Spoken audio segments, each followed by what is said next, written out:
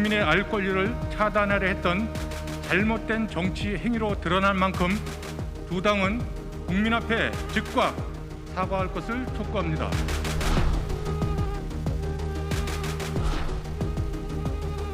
사자토론이든 오자토론이든 법률이 정하는 모든 사람에게, 모든 후보에게 공평한 기회를 주는 방식의 다자토론을 지금이라도 하면 좋겠습니다. 국민들께서 그 대선 후보의 정견과 입장을 궁금해하시기 때문에 어떤 것이든 상관없습니다.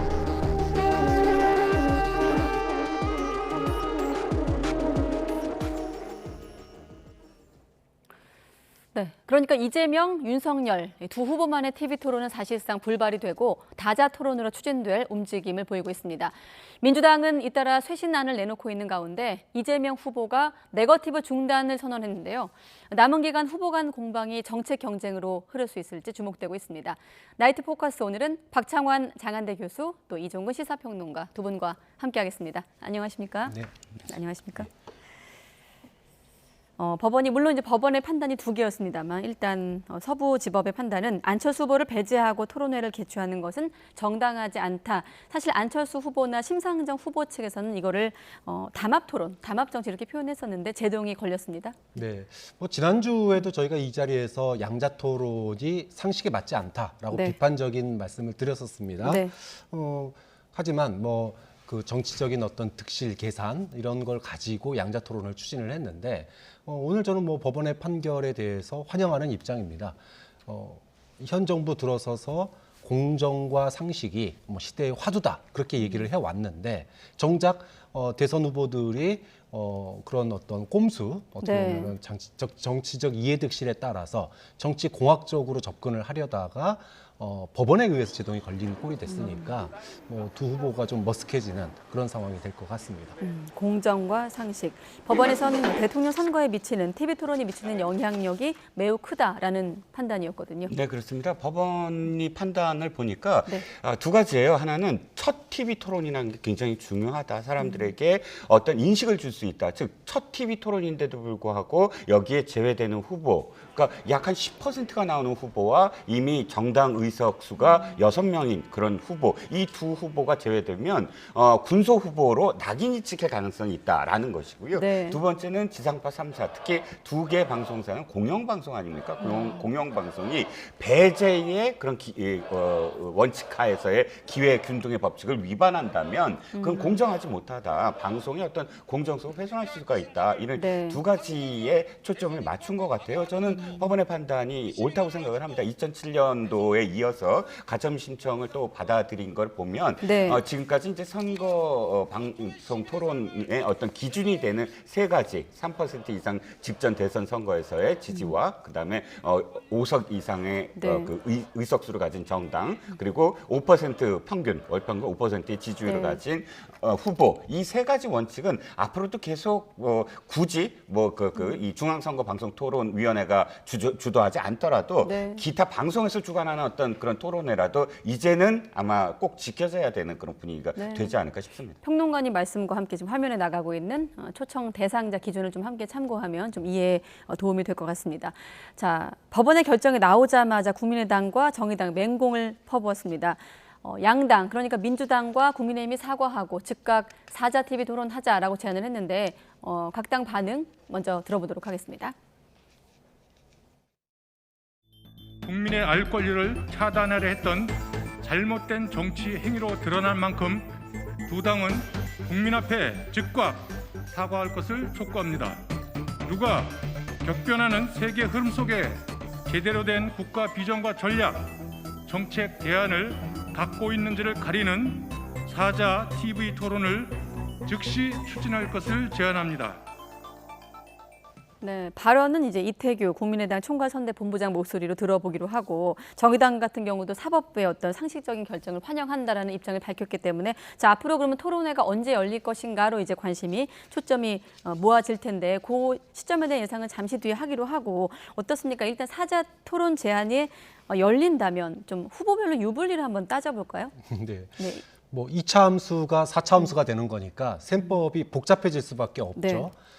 가장 비근한 예가 12년 대선 당시에 TV 토론회에서 당시에 이정희 후보가 박근혜 후보를 떨어뜨려 나왔다. 이 발언이 엉뚱하게도 박근혜 지지층의 결집으로 이어졌거든요. 이렇게 놓고 본다면 두 분이서만 토론을 했다 그러면은 상대방의 비판에 대해서 이른바 진영 논리로서 지지층이 할 네. 가능성이 높아요. 그렇기 때문에 뭐 득이 있다면은 좀 크게 얻겠지만 또 반대로 그것이 지지층에 영향을 안 미칠 가능성이 있는 거죠.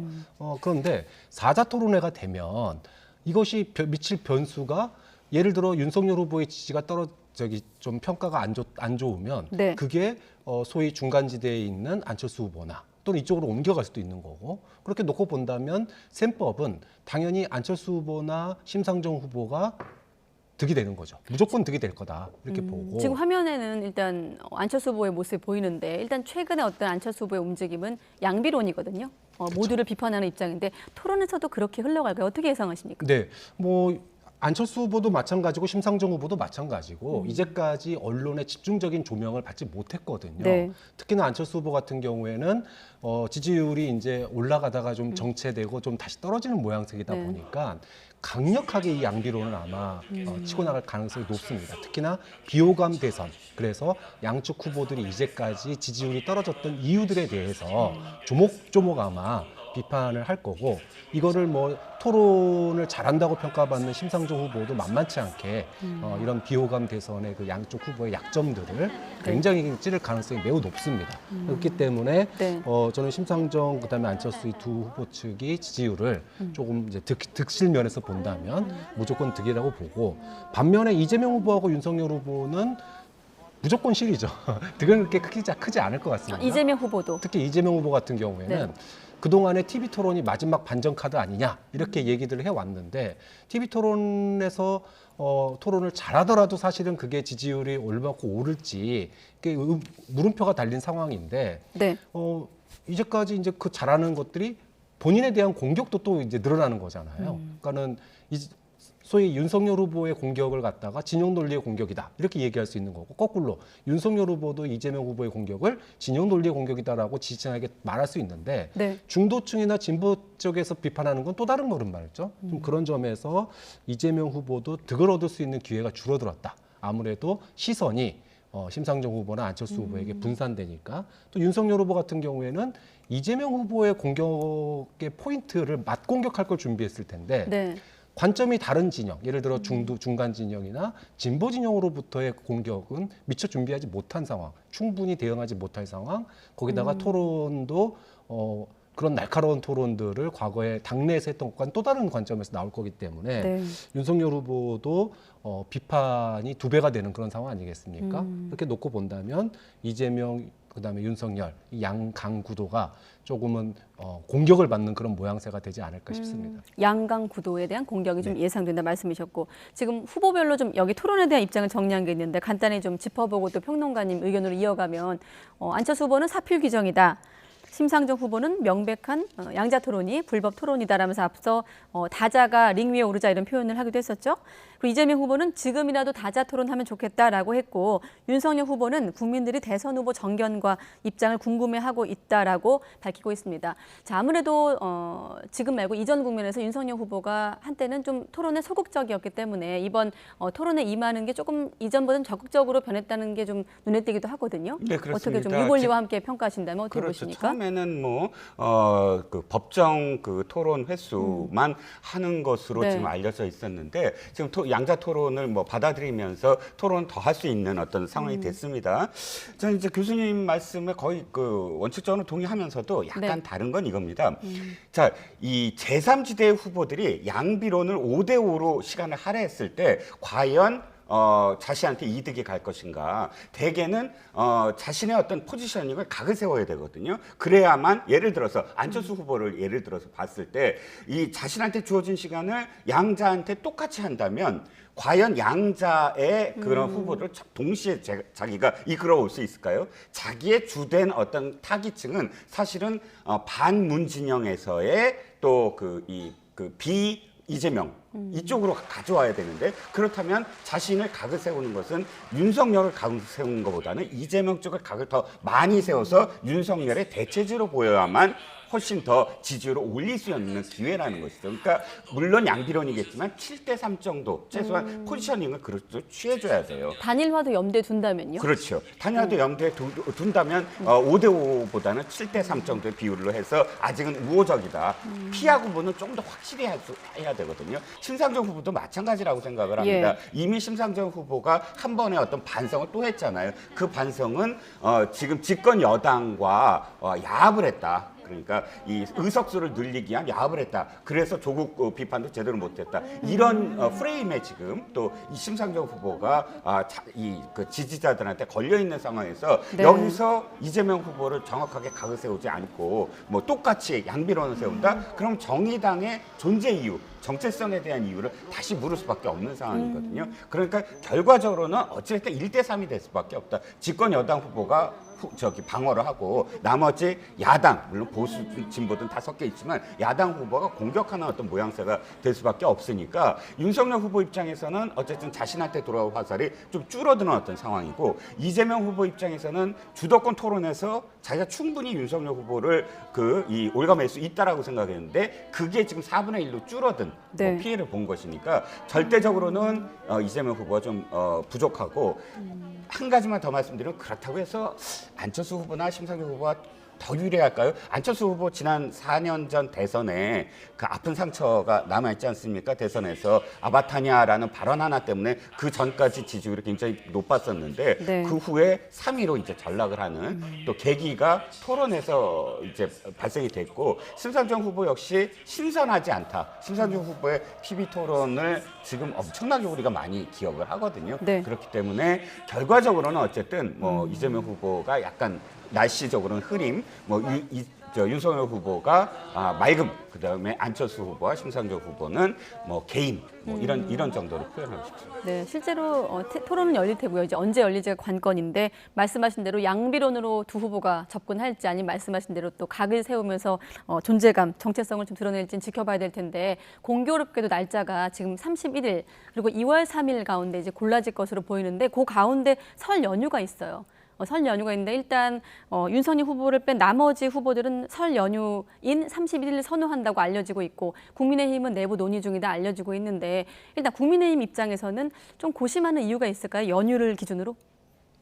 어떻게 보십니까? 31일을 원래 이제 양자 토론이었을 때 27일과 31일 가지고 싸우지 않습니까? 네. 그것도 고성 지르면서 싸운 이유는 간단했어요. 국민들이 더 많이 볼 수 있는 시간이 31일이다. 이게 국민의힘의 주장이었습니다. 네. 근데 지금 고심할 이유가 저는 없을 것 같아요. 굳이 고심한다면 이제까지는 이재명 후보 측으로부터의 공격에 대해서 준비를 다 해왔는데 갑자기 안철수 후보라든지 심상정 후보가 이제 들어옴으로 인해서 네. 거기에 대한 준비 시간이 좀 부족하다. 요 정도일 거예요. 원래 이재명 후보는 뭐 사자든 양자든 다 상관없으니까 빨리 토론하자가 포인트였기 때문에 이재명 민주당 측은 뭐 아무런 변화가 없습니다. 근데 국민의힘 측이 고민한다면 이거는 혹시라도 TV 토론에서 안철수 후보 측으로부터의 공격 이 과정에서 혹시라도 윤석열 후보가 조금 대응을 좀 미숙하게 하거나 또는 실수하지 않을까 이 부분을 좀 계산을 좀 하는 것 같아요. 뭐 근데 원래 취지 자체가 국민들에게 검증받자 이런 취지 아닙니까? 네. 그리고 또 본인들이 요청했던 날짜가 31일이고 그러니까 이거를 2월 3일로 미룰 명분이 약하다 이렇게 놓고 본다면 결과적으로는 31일로 합의될 가능성이 좀 높지 않을까 싶습니다. 27일과 31일 두 날짜에 큰 차이가 있는 게 27일은 가족들이 모이는 그런 날짜는 아니에요. 네. 31일은 가족들이 모여 있겠죠. 가족들이 모여 있다는 건 내 집단이라고 우리가 보통 표현합니다. 물론 우리가 지역적으로 해서 지역 갈등이라든지 이런 것 때문에 지역의 모든 어떤 민들이 한꺼번에 한 후보를 무조건 지지한다. 이러진 않겠죠. 그 안에 세대도 있고 여러 가지 젠더도 있고 그런 네. 다름이 있으니까. 하지만 내 집단이 한데 모여서 이 TV 토론을 할 기회가 만약에 주어진다면 네. 어떤 게 있냐면 자신들의 정치적인 이야기를 꺼낼 수가 있어요. 가족들 앞에서. 예. 그러면 어떻게 되냐면 자신이 지금까지 입 다물고 생각했던 것에 비해서 말을 하기 시작하면 자신의 생각이 굳어지고 확실하게 남한테 어떤 설득을 한다기보다는 스스로에 대한 설득을 하게 되거든요. 그렇다면 정치적인 어떤 이슈가 굉장히 커지게 돼요. 그러니까 30일이라는 건 굉장히 뭐랄까요? 그러니까 정치적인 어떤 폭발적인 점화가 될 수 있는 그런 기회이다. 그러니까 우리가 설 연휴나 추석 연휴 내에 이렇게 대통령 TV 토론을 한 적이 없거든요. 네. 저는 31일이 굉장히 중요한 또 모멘텀이 될 것이다라는 생각입니다. 네, 일단은 지금 시점에서는 31일과 가능성이 2월 크죠. 3일 중에 이제 31일로 받아들이는 게 국민의힘이 명분이 없잖아요. 만약 네. 반대한다면 그날을 요구를 했었으니까 가능성이 굉장히 큽니다. 네, 날짜가 좀 어떻게 모아질지 한번 지켜보기로 하고 아마 토론이 열린다면 안철수 후보에게는 아마 이 질문이 많이 좀 몰릴 것 같긴 한데 안일화라는 말을 최근에 하지 않았습니까? 그러니까 단일화 가능성은 0%인데 안일화를 언급하는데 좀 해석이 안 되는 부분도 있고요. 일단 단일화와 관련해서 지금이 이제 설 연휴를 앞둔 시점이고 공식 선거 기간은 2월 15일인데 일각에서는 조금 시점이 좀 타이밍을 놓쳤다 이런 얘기도 있고 단일화에 대한 시점으로 좀 본다면 어떻게 좀 예상하십니까? 저는 토론에서 단일화가 주된 이슈로 올 가능성은 거의 없다고 봅니다. 양쪽 다 단일화의 단자도 꺼내기 싫어할 거예요. 윤석열 후보나 그렇죠. 윤석열 후보 후보나? 측에서 보면은 단일화 안 해도 이긴다는 게 최상의 조건 아니겠습니까? 그러니까 단일화 꺼낼 이유가 없는 거고 안철수 후보로서는 지지율을 올려야 되는 상황인데 단일화를 얘기하는 순간 지지율이 올라가지 않거든요. 그런 측면에서 보면 양측의 이해관계가 맞아 떨어지기 때문에 단일화 얘기는 안 나올 가능성이 높다. 나온다라면은 굳이 나온다면 뭐 이재명 후보라든지 심상정 후보 측에서 네. 일종의 찔러보기 그걸 통해서 뭔가 효과를 노리기 위한 이런 쪽으로 나올 가능성이 있는 거고 그렇기 때문에 TV 토론에서 저는 단일화 얘기는 안 나올 건데 네. 다만 이제 앞으로 남은 기간 동안 40여일 남은 기간 동안 뭐 어떤 계기가 될지 모르겠지만 윤석열 후보의 지지율이 만약에 하락한다면 그때는 이제 단일화 얘기가 나올 수 있겠죠. 하지만 지금 상황은 뭐 TV 토론에서 단일화 얘기가 나올 상황은 아니라고 봅니다. 단일화 시점에 대한 좀 예상에 대한 질문이었거든요, 사실은. 단일화 시점은 뭐 명백합니다. 윤석열 후보가 독자 승리를 못하는 지지율이 나왔을 때 그때만이 단일화 얘기가 나옵니다. 무조건 12일 전입니다. 13일부터 등록이거든요. 네. 첫 번째 타이밍이 그렇고 두 번째는 실제로 선거운동에 들어가기 전입니다. 왜냐하면 네. 선거운동에 들어가면 100억 원 이상, 최소 100억 원 이상의 돈이 들어갑니다. 유세 차량이라든지 예. 플랜카드라든지 뭐 팸플릿이라든지 그런데 그 돈을 만약에 그냥 사자가 그대로 다 나온다 그러면 보전할 방법은 없어요. 자기가 만약에 대선에서 떨어진다고 네. 한다면 15% 만약 이상의 지지율을 받은 데면 어느 정도 보전이 되겠지만 그러나 전체를 다 보전받을 수 없기 때문에 네. 마지노선은 확실합니다. 12일이 마지노선이고요. 지금은 도리어 단일화 가능성이 좀 높아지고 있어요. 왜냐하면 네. 안철수 후보의 지지율이 나중에 또 뭐 지지율 말씀을 드리겠지만 20%를 돌파하면 단일화 가능성이 좀 더 줄어들 수도 있어요. 어떤 의미에서는. 왜냐하면 가능성이 있다. 추세선이 올라가고 있다 해갖고 끝까지 가보겠다라는 그 기점을 20%로 보고 예. 계시군요. 근데 15%에서 지금 다시 또 내려가기 시작했거든요. 그 가장 애매한 게 15에서 19 사이를 계속 왔다 갔다 하면 이건 던질 수도 없고 계속 갈 수도 없고 굉장히 애매한 어떤 상황입니다. 근데 네. 지금의 상황이 딱 그런 상황이에요. 그래서 만약에 이게 좀 더 하락하는 어떤 추세로 자리 잡는다고 한다면 안 후보가 던질 가능성이 크죠. 그러니까 단일화를 할 가능성이 크죠. 네. 그러니까 지금 현재로는 추세가 가능성이 좀 보인다. 안철수 후보의 지지율이 좀 정체를 보인다라는 거죠. 네, 요 얘기는 잠시 뒤에 또 지지율 여론조사 결과 보면서 또 조금 더 이어갈 수 있을 것 같고요. 자, 이번엔 각 당의 좀 분위기를 좀 엿보도록 하겠습니다. 먼저 이재명 후보 정치혁신 구상을 발표하겠다면서 긴급 기자회견을 열었는데 이 자리에서 네거티브 선거전을 중단하자라고 제안을 했습니다. 윤석열 후보 입장까지 함께 듣고 나서 이 얘기 이어가도록 하겠습니다. 역대급 비호감 대선이라는 말을 들을 때마다 국민 여러분께 뵐 면목이 없습니다. 그래서 저부터 시작하겠습니다. 저 이재명은 앞으로 일체의 네거티브를 하지 않겠습니다.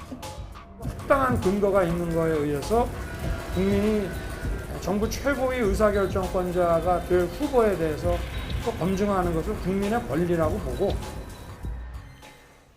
네, 먼저 민주당 내부의 어떤 상황을 좀 정리해 보면 최근에 쇄신론, 다시 또 5.86 용태론까지 포함해서 백의종군 7인 후에 백의종군 분위기에 이은 또 당대표 송영길 대표의 총선 불출마, 또 재보선 세 곳의 무공천에 이은 정치 쇄신안으로 보이거든요. 어떻게 평가하십니까? 뭐 지금 지지율을 쫓아가야 되는 민주당이나 이재명 후보 입장에서는 이제는 할 수 있는 모든 것을 할 수 있는 시간조차도 얼마 안 남았습니다. 자, 그렇기 때문에 본인들이 할 수 있는 모든 것을 지금 다 이제 내놓고 있다. 이렇게 이제 평가를 하고 싶어요. 네. 거기에 송영길 대표의 이제 다음 총선 불출마 선언도 들어가는 거고, 또 소위 측근이라고 불리우는 소위 7인의 이분들도 공직 맞지 않겠다. 뭐 이런 얘기 하는 거고. 자, 그런데 왜 이재명 후보의 지지율이 정체가 되느냐? 네. 근데 뭐 민주당이나 이제 이재명 후보 측도 그 원인 가운데 하나, 다는 아니지만 원인 가운데 하나가 민주당의 어떤 무능력 또는 민주당에 대한 불신, 내로남불 이런 것들이 있기 때문에 이걸 뭔가 변할 거다, 반성한다, 바뀌겠다. 이거를 가시적으로 눈에 보여줘야 되는데 보여줄 수 있는 것들을 지금 하나씩 생각날 때마다 지금 다 내보내고 있는 거예요. 네. 그런데 이게 지금 얼마만큼 뭐 효과가 있을지 이거는 앞으로 좀 더 무엇까지 내놓을 수 있을지를 지켜봐야 될 것 같아요. 그리고 문제는 아직 이게 시작일지 이게 끝일지가 중요합니다. 이게 시작이라면 얼마만큼 효과가 있을까? 그다지 그렇게 큰 효과가 있을까? 물음표가 좀 생기는 거고요. 이게 끝이라면, 이게 시작이라면 다음에는 뭘 내려놓을까? 그런 점에 있어서 국민들에게 정말로 민주당이 180석 거대 공룡이었던 여당이 이런 것까지 내려놔? 라고 하는 국민들의 어떤 상식을 훨씬 뛰어넘는 그런 자성과 쇄신안을 내놓는다 그러면 이거는 굉장히 좋은 호기가 될 수도 있겠죠. 그런 점에서 이게 끝인지 아니면 이게 시작인지 그게 중요할 것 같고, 네거티브 중단 선언은 사실 이재명 후보가 뭐든지 좀 바꾸고 싶은 상황 때문에 나온 것 같아요. 과거에도 경선 과정 때? 경선 과정에도 이거 그 한다고 생각이 얘기했었고 나더라고요. 예. 그동안에도 이런 뉘앙스를 비슷하게 했었어요. 그런데 다시 한번 얘기를 하는 거는 좀 우리 이렇게 노력하고 있으니까 봐달라. 어떤 주의를 집중시키기 위해서 이런 뭐 선언을 했다.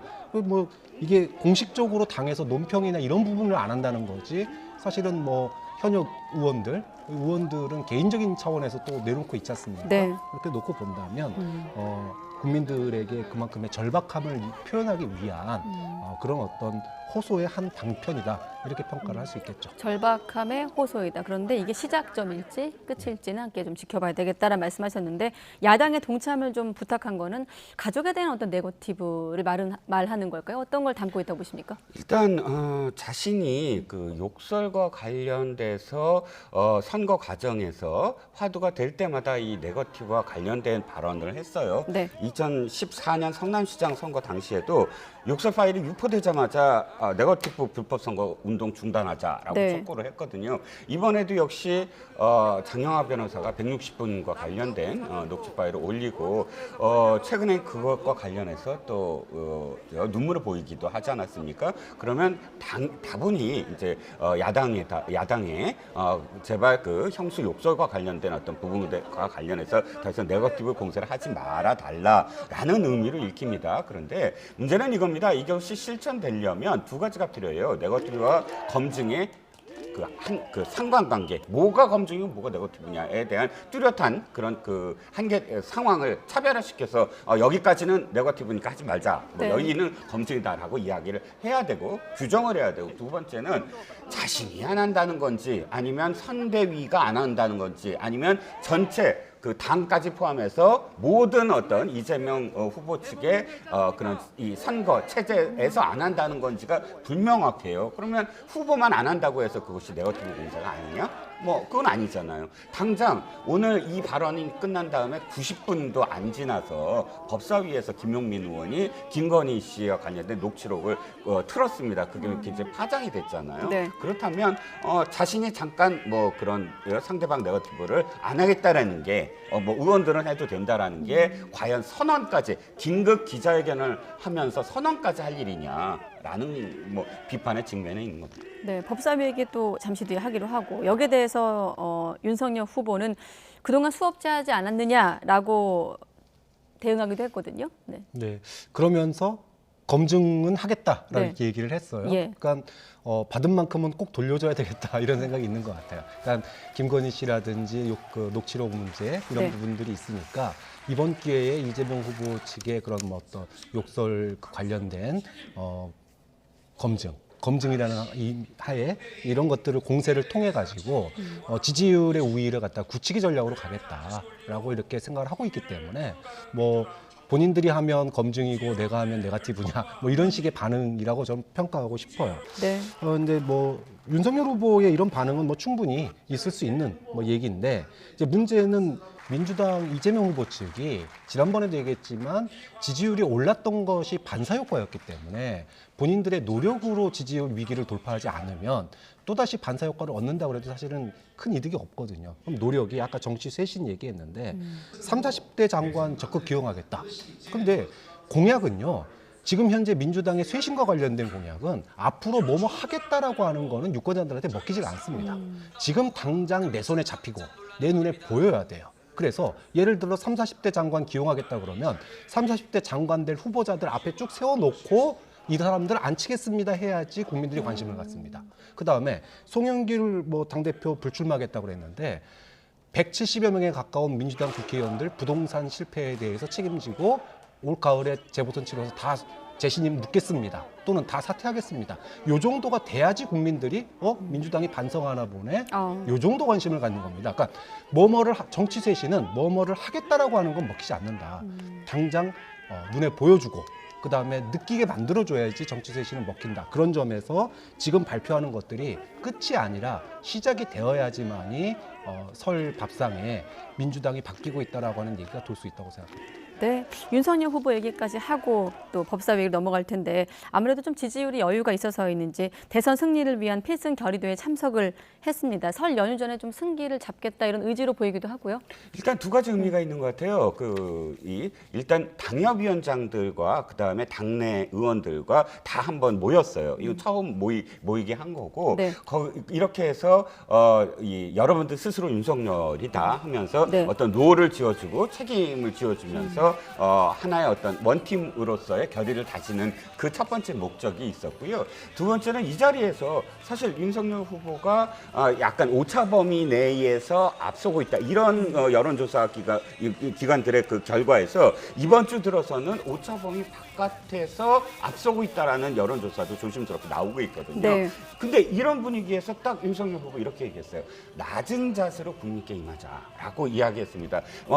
이 선대위 일각에서 이 여론조사가 앞서자 벌써부터 또 뭐 승기를 잡았다라고 기강이 해이해지는 어떤 그런 상황들을 네. 다잡고 뭐 더 낮은 자세로 임하겠다라고 이야기한 건 그만큼 윤석열 후보가 정치적인 어떤 그런 이 정세 분석 또는 현재 어떤 판단 이런 것들이 정치인화되고 있는 것이 아니냐라는 생각이 좀 드는 순간이었습니다. 네, 기강회의, 내부 단속이란 말을 한때 민주당 내부를 얘기한 적도 있었는데 그거는 결국 이번 대선이 참 요동치고 있다는 또 반증의 대목이 아닌가 이런 생각도 드네요.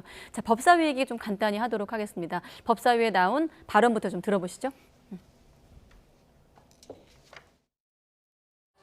한동훈에게 자기가 전달하겠다 이렇게 얘기를 하고 있어요. 김건희 씨가 사실상 한동훈 씨한테 수사지휘 해왔던 거 아닌지 모르겠습니다. 최소한 10차례 대장동 사업 결제했습니다. 최소한 이재명 후보가 검찰에 소환돼서 조사를 받는 것이 이게 맞는 수사예요. 어떻게 몸통은 빼고 꼬리만 기소하고.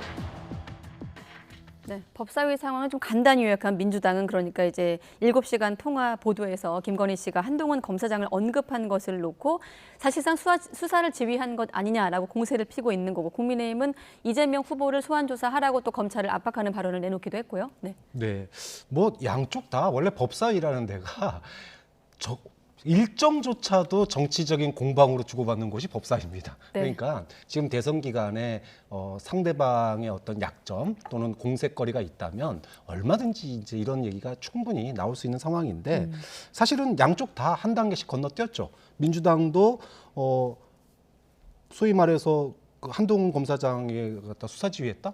물증이 있습니까? 거꾸로 국민의힘은 이재명 후보는 왜 조사 안 하냐? 그러면 윤석열 후보는 또 왜 조사 안 하냐 이렇게 막 얘기할 수밖에 없는 거예요. 그러니까 네. 철저하게 법사위는 지금 대선의 어떤 그 대리전 양상으로 이런 주장하고 있는 거다. 국민들도 아마 뉴스 보시면서 충분히 그렇게 생각하실 겁니다. 네, 대선이 가까워지고 있고 임박했기 때문에 대리전, 난타전을 이어가고 있다라는 해석이시고요. 네네. 저도 총론에는 공감을 합니다. 뭐 그 안에 들여다보면 사실상 문제점은 굉장히 많긴 하지만 네. 그 프랑스 이야기를 좀 하는 걸로 가름을 하겠습니다. 프랑스 대선에서는 선거 기간 동안 양당 후보에 대한 고발이라든지 고소가 오더라도 절대 수사를 하지 않아요. 이건 정치적인 그런 개입이 되기 때문에. 네. 그런데 아마도 지금 제가 아주 공식적인 기록은 없습니다만 이번 대선이 가장 많은 고소 고발이 있을 것으로 예상이 됩니다. 우리가 언론 보도 지금 접한 것만 해도 네. 여러 시민 단체들이 고발한 건수만 해도 양 후보만 네. 후보를 적시해서 고발한 건수만 해도 어마어마하거든요. 그런데도 우린 늘 되풀이됩니다. 선거가 끝나면 서로 취하하고 뭐 이렇게 그 서로 취하하고 이긴 쪽에서 보복 안 하겠다, 진 쪽에서 또 협상을 하고 이런 것들이 늘 되풀이되거든요. 그럼 고소 고발의 진정성도 없어지는 상황 아니겠습니까? 네. 그러니까 저희도 좀 어떤 의미에서는 페어플레이의 룰을 좀 만들어야 된다는 생각이 좀 들었습니다. 페어 플레이의 좀 공정성을 담보하기 위한 룰을 좀 만들어야 된다 이런 말씀이셨습니다.